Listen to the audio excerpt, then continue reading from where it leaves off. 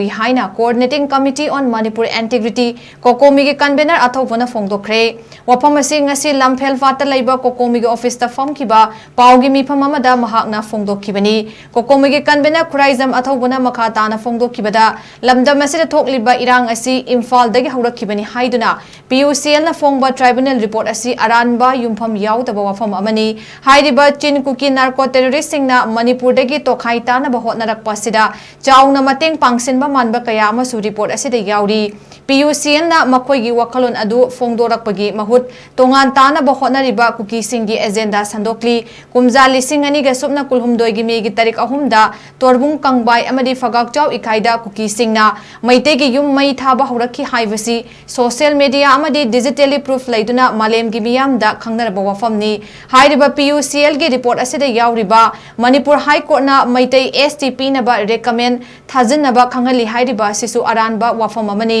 Manipur High Court na maite da STP na ba recommend tawba yaba natte haiba khangadabani loinana hairiba PUCL gi mathakta legal action su lokhat na basu hotnaragani haina mahangta makhata ki हाइबा मसीगी report से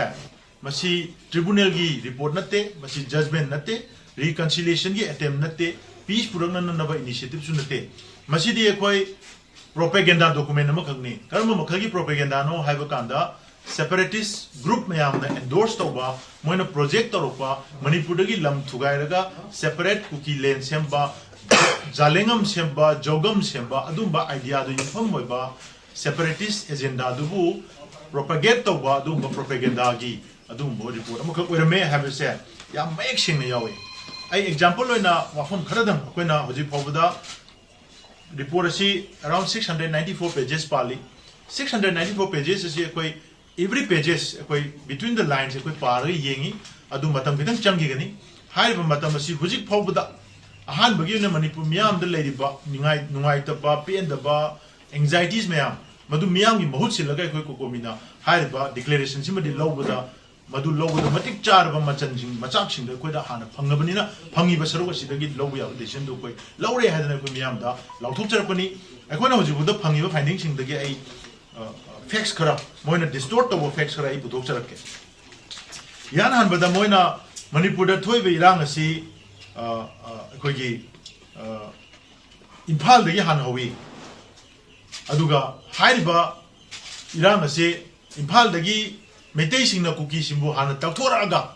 मधु तौथोरपदगी चुराचांदपुर अमदि कांगपोपी दगी खुद हनबा होरपने न मोइन हावे दिस इज कंप्लीटली रॉन्ग मसी दे कोइ मीडिया चिनाव सिनसु खंबिरिबनी सोशल मीडिया द ऑन रिकॉर्ड ता